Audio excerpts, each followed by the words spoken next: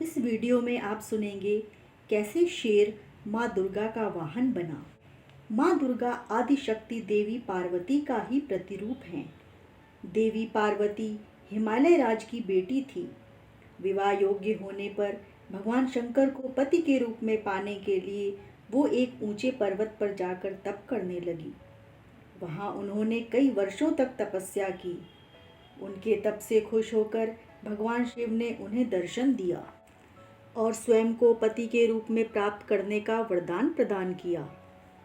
इसके बाद दोनों का विवाह बड़ी ही धूमधाम से संपन्न हुआ, जिसमें सारे देवी देवता, ऋषिगण और शिवगण शामिल हुए। विवाह के बाद उनके 2 पुत्र श्री गणेश और कार्तिकेय हुए।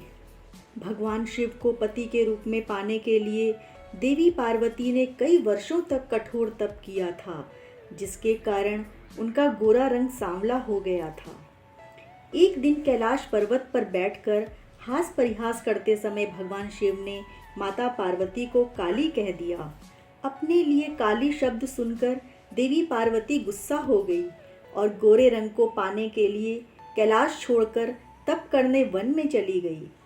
वन में एक पेड़ के नीचे बैठकर वे कठोर तप करने लगी। इस बीच एक दिन एक भूखा शेर भटकते हुए वहां आ पहुंचा। देवी पार्वती को देखकर उनका भक्षण कर अपनी भूख शांत करने के इरादे से वो उनके पास पहुंचा, लेकिन देवी पार्वती के तप का तेज इतना था कि वो शेर उनका भक्षण ना कर सका और वहीं बैठकर उनकी तपस्या समाप्त होने का इंतजार करने लगा। माता पार्वती को तप करते हुए कई वर्ष बीत गए। इतने वर्षों तक वो शेर वहीं उनके पास ही बैठा रहा। एक सेकंड के लिए भी वो अपनी जगह से नहीं हिला। देवी पार्वती के तप से प्रसन्न होकर शिव जी ने उन्हें दर्शन दिए और गौर वर्ण का वरदान प्रदान किया। वरदान मिलने के बाद शिव जी के कहने पर देवी पार्वती गंगा के तट पर पहुंची। गंगा में स्नान करने के बाद उनके भीतर का काला स्वरूप देवी के रूप में बाहर निकल गया और उन्हें गौर वर्ण प्राप्त हुआ।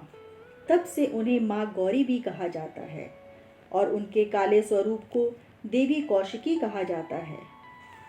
जब माता पार्वती स्नान कर बाहर आईं तो अपने तप स्थल पर एक शेर को बैठा हुआ पाया।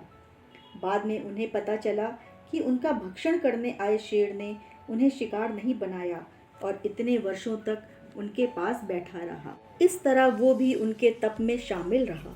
प्रसन्न होकर वर्षों तक तप में साथ देने वाले शेर को उन्होंने अपना वाहन बना लिया। तब से ही माँ दुर्गा का वाहन शेर है और उन्हें माँ शेरा वाली भी कहा जाता है। अगर ये वीडियो आपको अच्छी लगी है तो चैनल को ज़रूर सब्सक्राइब करें, लाइक, शेयर और कमेंट भी करें। जय माता की, जय श्री कृष्ण।